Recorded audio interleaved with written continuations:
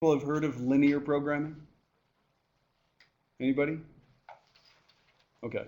So without knowing it, we actually just did a couple of linear programming problems, okay? Nearly all the way. Didn't quite finish them, but you looked at some of these yesterday. So here's the idea.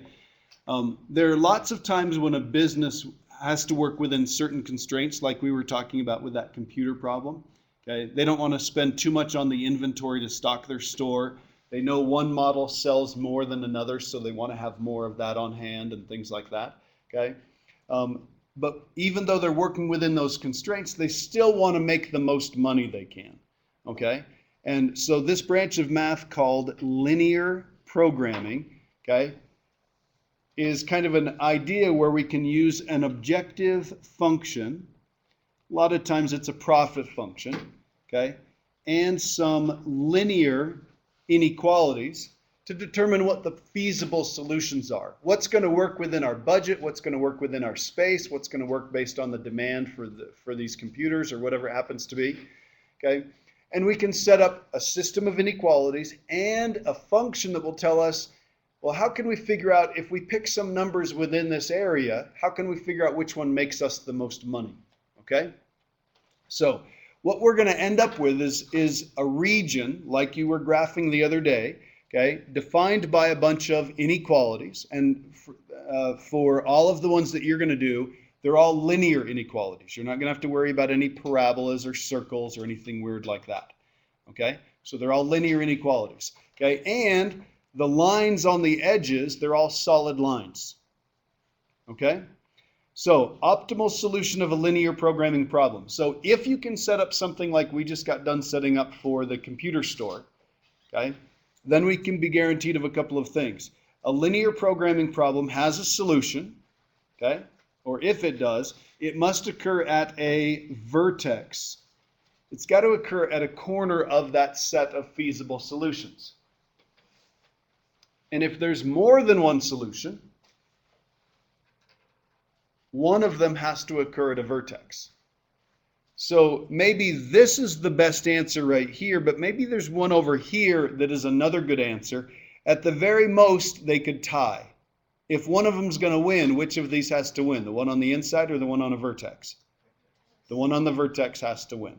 Okay? If it's a tie, it could tie with something inside, but if it's going to win, it's got to be one on a vertex. Okay? All right. Any questions? Okay. When we say objective function, you could think profit function or revenue function. We want to bring in the most money possible or something like that. Okay? All right. So very simple problem here. You have some like this on your assignment. It gives you the objective function. Okay? So this is the function that we say we want to maximize or minimize. Okay? And these are the inequalities. So let's go ahead and graph those. I'm going to do black and red and blue and green, okay? So for this one right here, x greater than or equal to 0, what's that describing?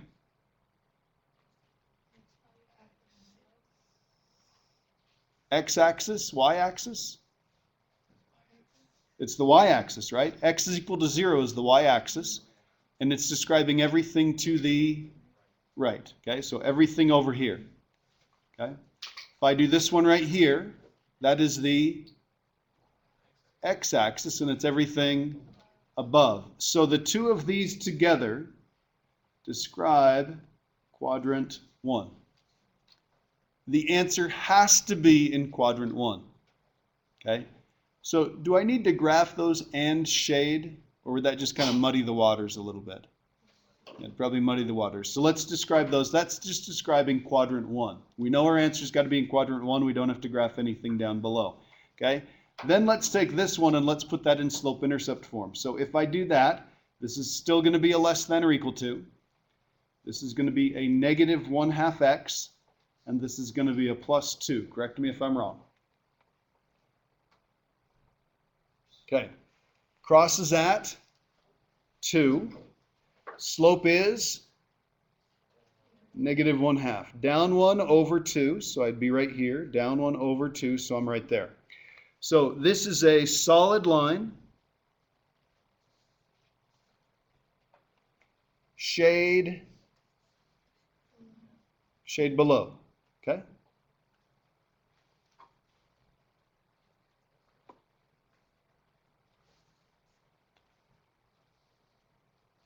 Move this to the other side, and because there's a negative there, I'm going to be a little bit more careful with this one. This is a less than or equal to, that would be a negative x, and this is going to be a plus 1. And I've still got that negative in front there. Then I'm going to go through and I'm going to multiply by a negative. So if I go through and I multiply by a negative, this is going to be a y, that's going to be an x, and that's going to be a minus 1. What does this turn into? Greater than or equal to. Okay, so this is the one we're going to graph. So if this crossed at -1, it would be about right here. And it's going to have a slope of 1, so it's going to go here, here, here. So it's going to look something like this. Now, I could graph that whole thing. Do I need to graph this stuff over here? Certainly don't need to graph the stuff down here. But this is good enough.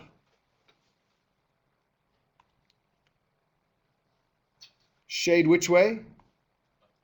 Shade above, okay? Now, I could shade all over here and all that sort of stuff, but it's really only where the other type of shadings occur, right? It's got to be in quadrant 1, and it's got to be above this line and below that one. So we're really talking about this stuff right here.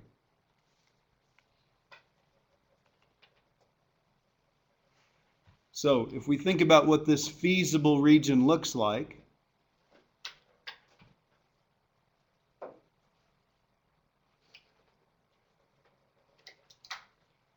looks like this. How many corners does it have?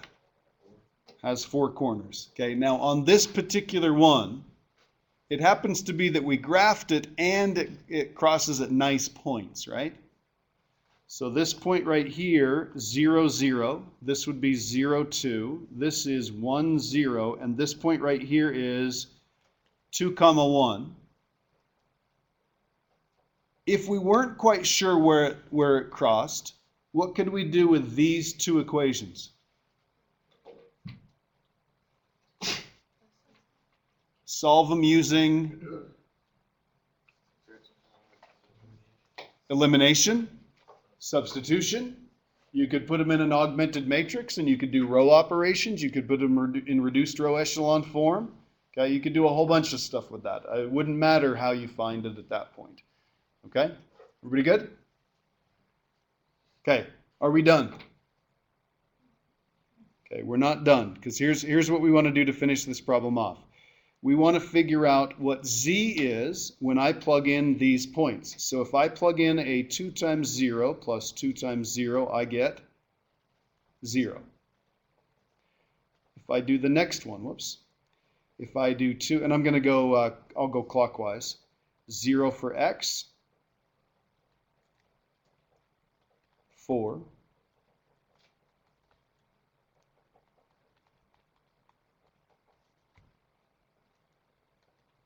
6. 2 times 1 plus 2 times 0. I'm doing this right, aren't I? No arithmetic mistakes or anything?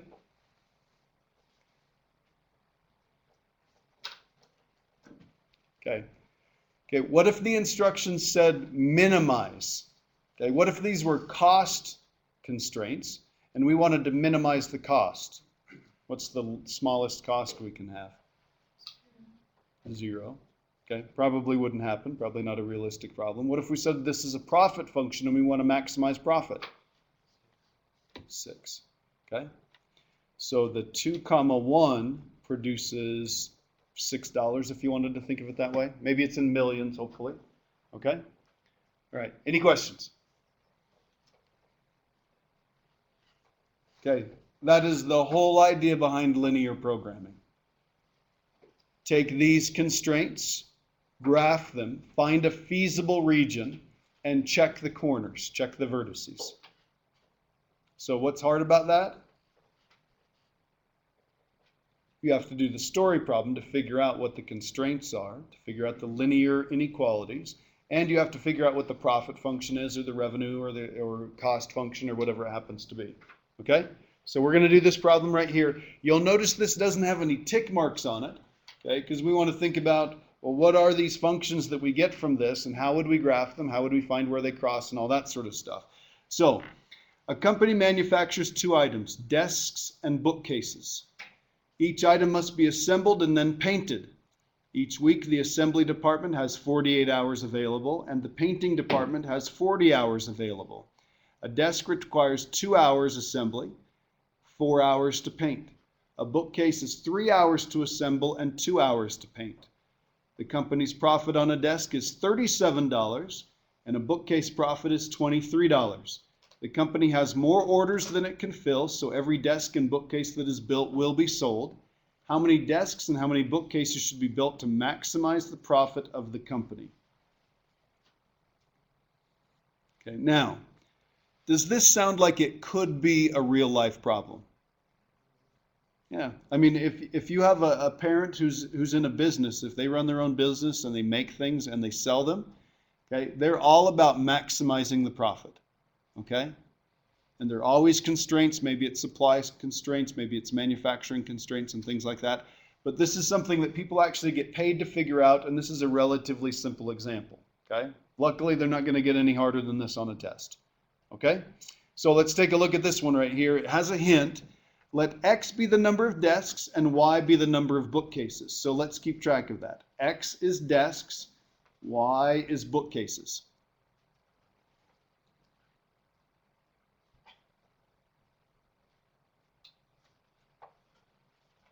Okay.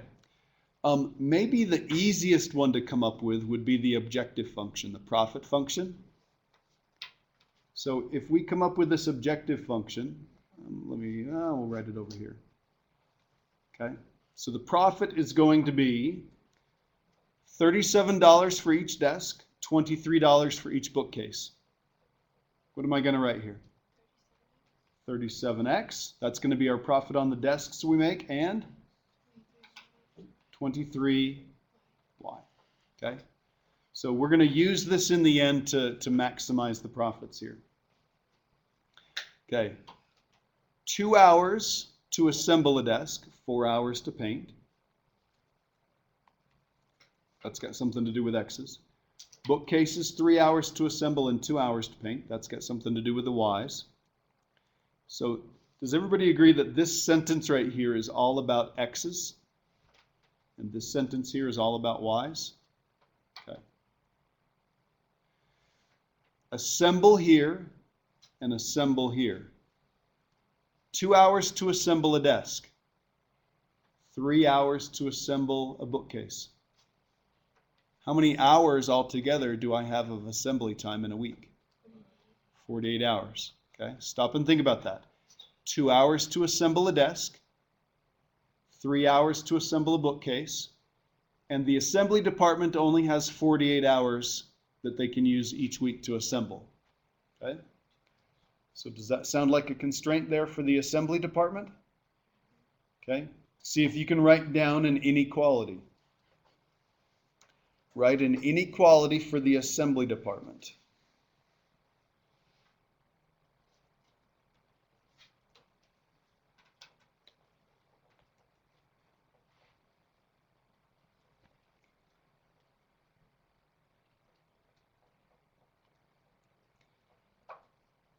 Every desk takes how long? So what am I going to write? 2x. Every bookcase takes 3 hours. So what am I going to write? 3y. And how much time do I have altogether? 48 hours. And how does it need to compare to 40 hours? If this is the total time for the two of them, it's got to be less than or equal to. Okay? Everybody good there? Okay. Write one for the painting.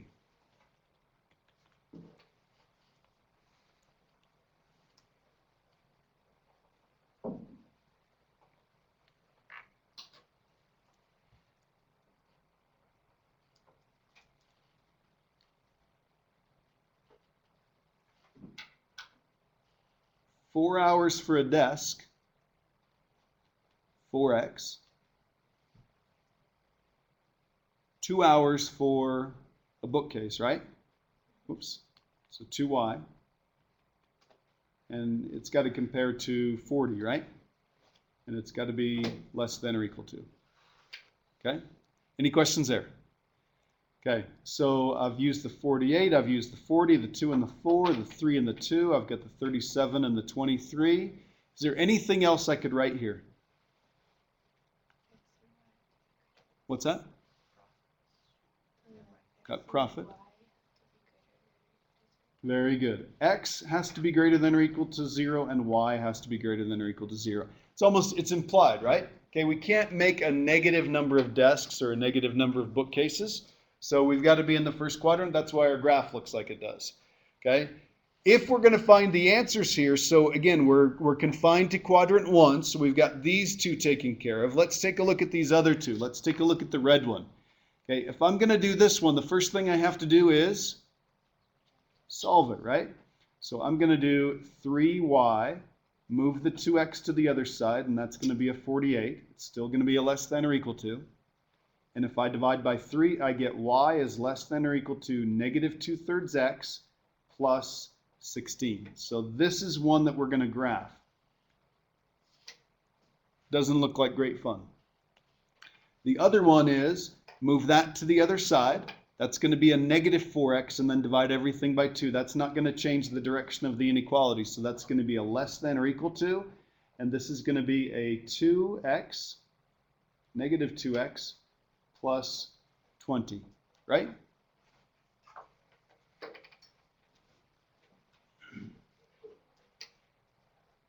Good? Okay. Let's see. So the biggest y-intercept is 20, and they both have negative slope.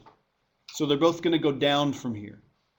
So let's do 5, 10, 15, and 20. Call that 5, 10, 15, 20. Maybe that'll work there. If not, we'll make it a little bit longer.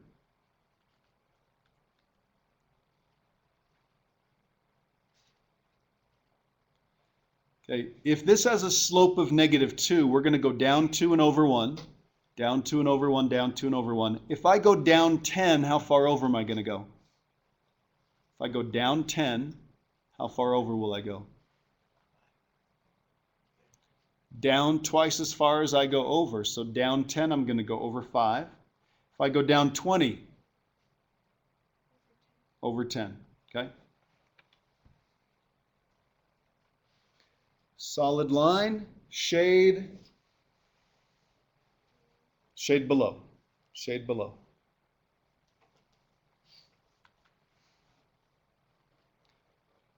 Okay, this one's a little more challenging to graph.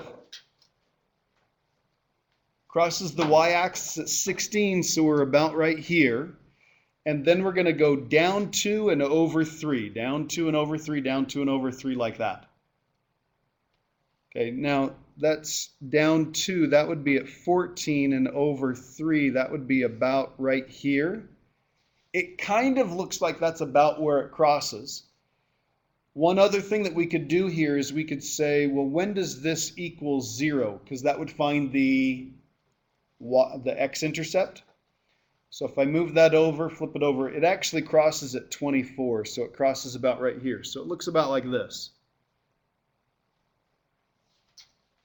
And we would shade below. So here's the region we're talking about. Here are feasible solutions.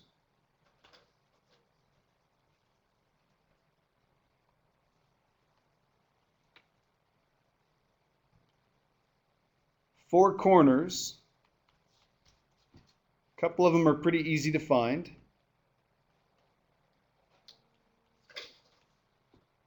Remember that one crosses at 16 and then goes down?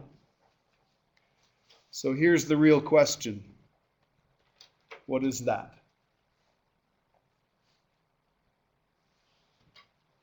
And what's the easiest way to find it?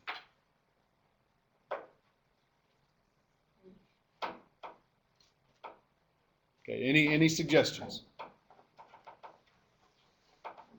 We could graph them on our calculator and have it figure out where they cross. That would work. Okay, you got to type it in there, and you got to make sure you can use your calculator on a test. Any other ideas? Peyton? Ideas? What would we do to find this point right here?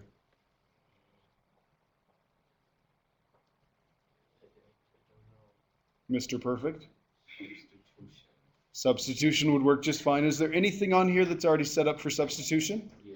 Where is it? The y is less than or equal to negative 2/3 x normal that. These guys right here. Think of these as equal signs now. They're both set equal to y, so couldn't we set them equal to each other?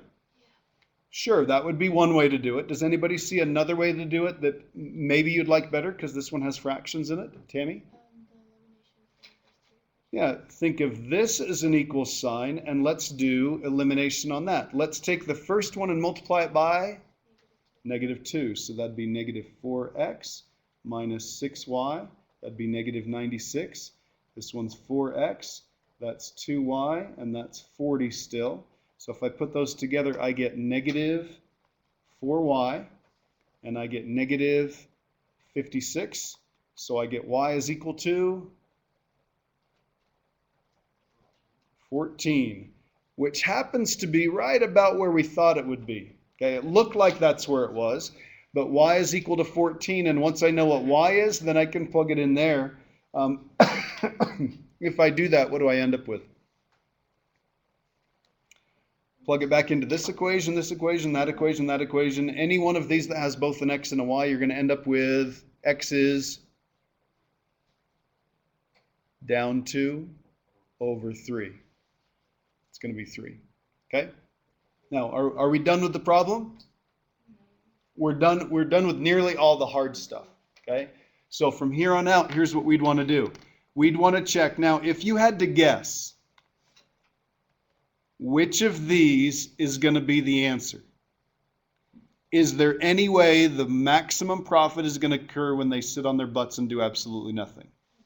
No. So we don't have to check that. Okay? We would probably just check the 3 of these because we're not going to make any money right here. So we're going to check what happens when we plug in a 16 for, whoops, I wrote that backwards, didn't I? Yes, I did. 0, 16. Okay? So if I do 37 times 0 plus 23 times 16,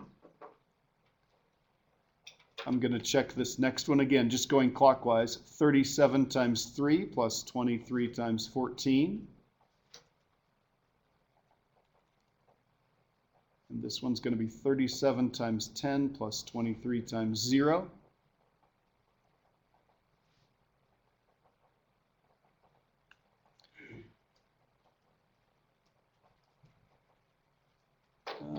Let's see, what do we get here?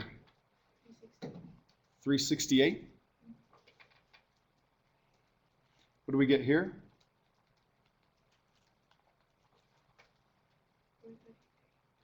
433.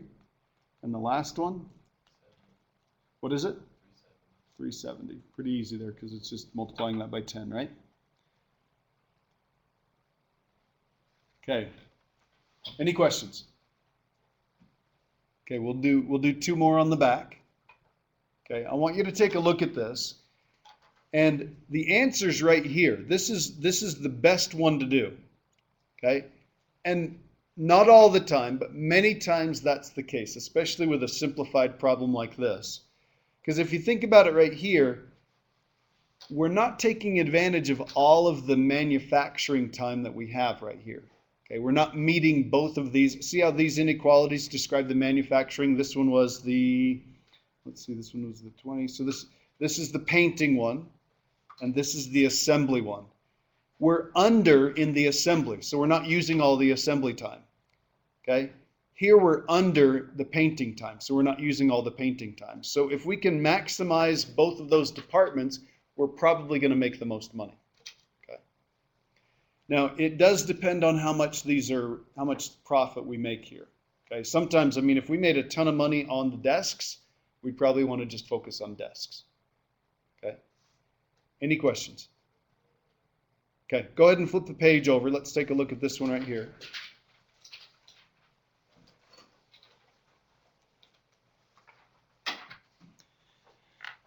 You'll notice there's no graph here.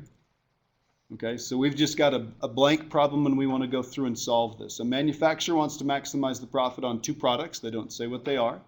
Product A yields a profit of $1.50 a unit, and product B yields a profit of $2 per unit. Okay? And market tests have been done that indicate the following constraints. So from these two pieces of information right here, these two sentences, or what we've read so far, what could you do right there? We could make our profit function. So our profit function is going to be, let's see, and I forgot, did you like X's or Y's or A's or B's? Probably X's or Y's, right? Okay, so we're going to think of these as X's and we're going to think of these as Y's, like we did before. So this is going to be $1.50 per X plus $2 for every Y. So there's our objective function, our profit function in this case. Okay, and then it even lists them, 1, 2, 3. These are the constraints. We're going to come up with 3 inequalities. And really, if they're manufacturing things, we've really got not 3 inequalities, but 5 inequalities. What are the 2 that are implied? X is greater than or equal to 0, and Y is greater than or equal to 0. Okay? So come up with the one right here. Combined demand for the products is not more than 1,200 units. Combined demand for the products is not more than 1,200 units. So no matter how many X's and Y's I make, they're never going to sell more than 1,200. Peyton, I'm back to you. What do I write? Combined demand. How many X's and Y's are we going to sell? X. I'll write an X. Combined. What does the word combined mean? Addition. X combined with what? Y. X combined with Y. If you put the amounts of those 2 products together, it's not going to be more than 1,200. If you put the 2 of them together, if you combine the 2 of them, it's not going to be more than 1,200. What do I write? Less than or equal to 1,200, right? Okay, any questions there? Kind of did it. Okay. Let's see, Brandon, you're up next. Or somebody that Brandon calls on, if I give him that opportunity. Okay, the demand for product B is half the demand for product A. The demand for product B is half the demand for product A. So what do I write?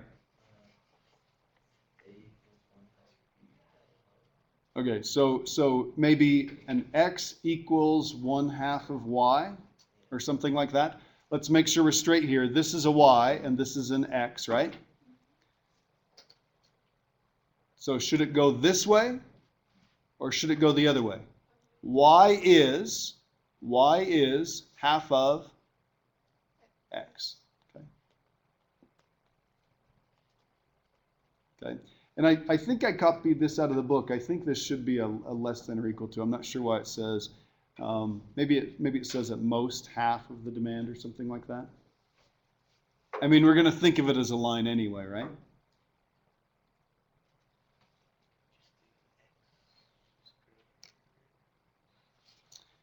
And let's look at this last one here. The demand for product X is we'll just say is less than or equal to 600 units plus 3 times the demand for product B. Pretty wild expression right there.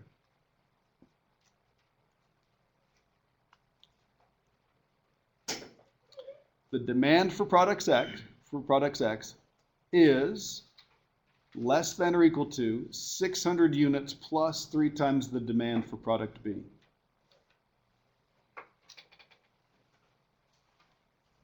Less than or equal to, what do I write over here?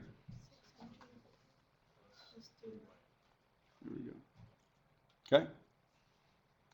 Any questions? Okay. So let's put these in a format that we can graph. This would be Y less than or equal to negative X plus 1,200. This one's fine the way it is. Y is less than or equal to 1/2 x. And then we'll take a look at this, and if I copied something down wrong, we'll grab it. And then this one right here, I'd move that to the other side. So I'd have x minus 600 less than or equal to 3y, and then go through and divide everything by 3. So, and then I'm going to do a big pancake flip here.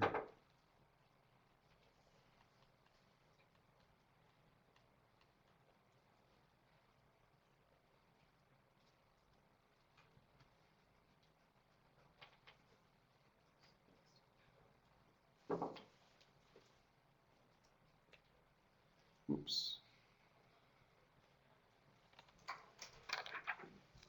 I'm going to make sure I have this written down correctly.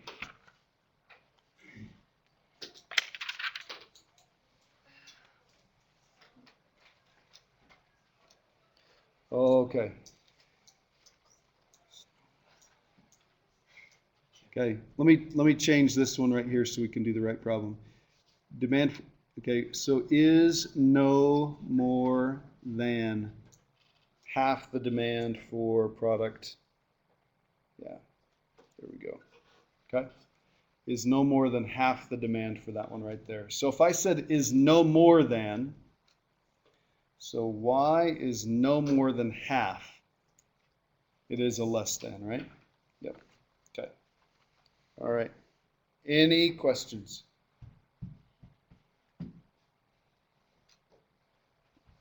Okay. Let's graph this.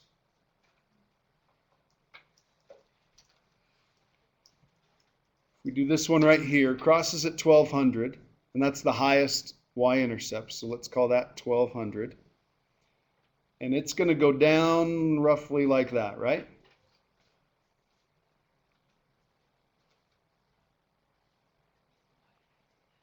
Okay, here's the blue one.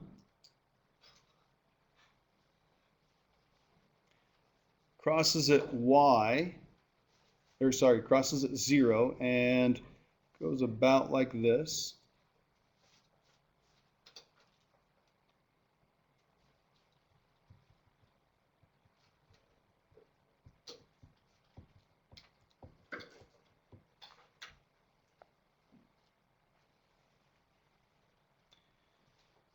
And let's see, this one here.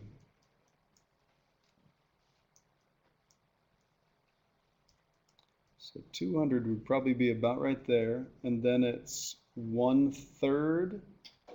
So rise 1 and run 3. So where would this hit the y-axis, or sorry, the x-axis? At 600.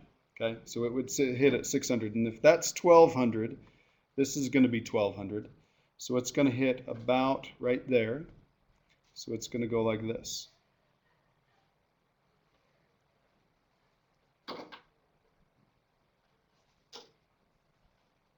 Okay, so we need, whoops, I should do that in red. Okay. Where is our feasible region in comparison with the red line? Above or below? Below the red. In comparison with the blue line? Below the blue, okay. And then, of course, it's in the first quadrant. So right now we're limited to that right there. And what about in comparison with the green one? Above, okay. So that means, correct me if I'm wrong, but we are right in here. Good?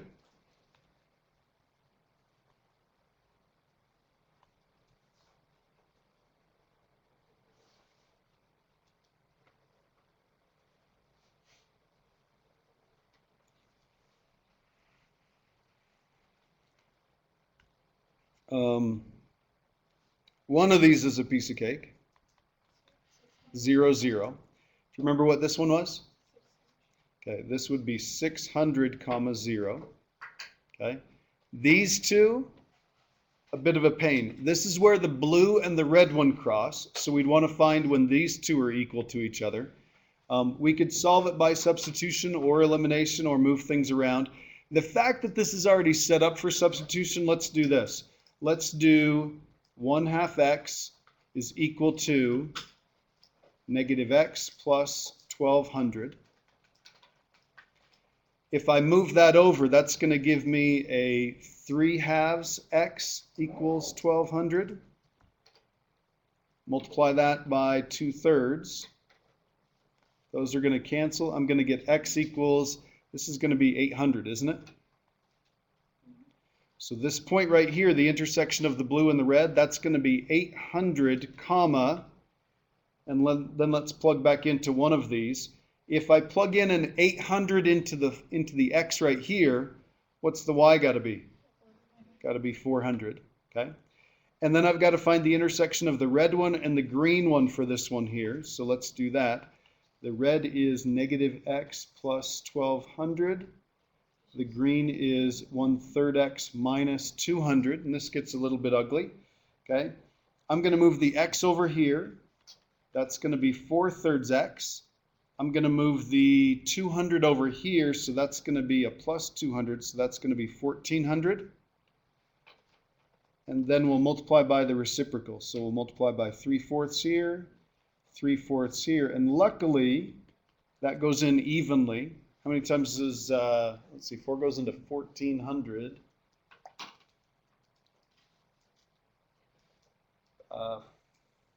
56 times? Times by 3? What's 3/4 times 1400? It's going to be a nice number. What is it? 1050. Oops, 1050. So x is 1050, comma, and let's figure out what y is. Let's take this, and again, we can plug it into the red one. That's pretty easy. Okay, that's going to leave 150 for that right there. Hard part done, right? Okay. All right. Any questions?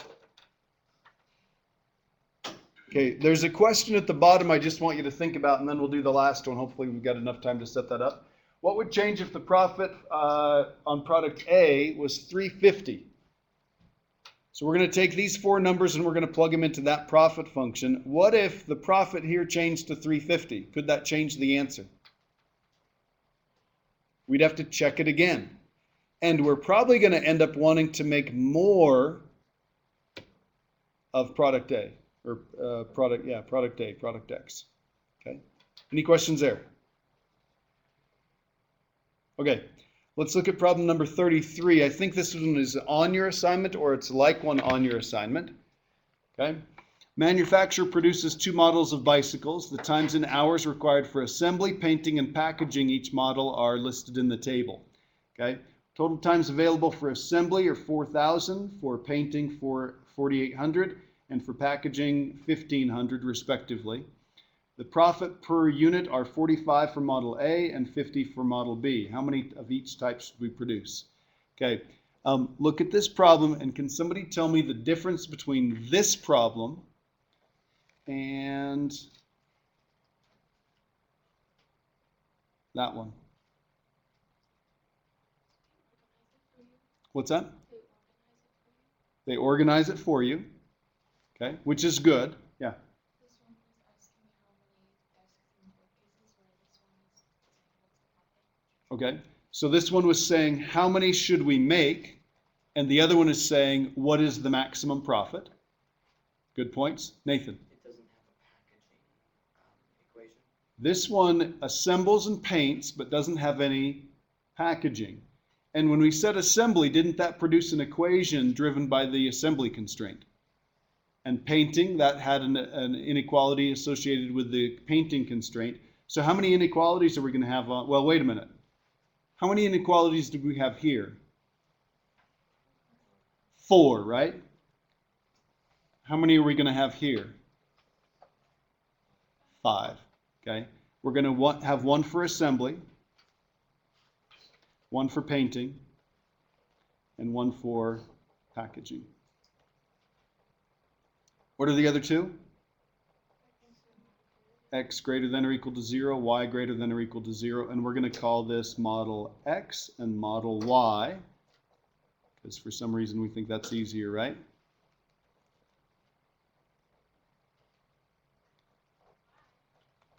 And our profit function, $45 for every x, $50 for every y. And assembly, 2x, 2y, less than or equal to 4,000, isn't it? Assembly, painting, packaging, respectively 4,000, 4,800, and 1,500. Painting, 4x, y, less than or equal to 4,800. Did I? Oh, yeah, thank you. Thank you. 2.5. 2.5, and then for packaging, x, I'm going to write 3/4. Let's see, we got decimals on the other one, so let's like 0.75 y, less than or equal to 1,500. Okay. Did you finish it? Okay. Region's going to be in quadrant 1. It's probably going to look something like this guy right here, because this one had 3 also. Okay. Any questions? Okay. I will post the review assignment. I don't have that on the website yet. I will post the review assignment and I will email it to everybody by the end of the day today. Monday is review, and then the test is Tuesday. Okay, so Monday's review. You can have time to work on the review and ask questions. So you should have 7-4 done on Monday. How many problems were assigned on 7-5? They're like 5 or 6 problems. Okay, and I think we already set one of them up. Yeah. Oh, okay.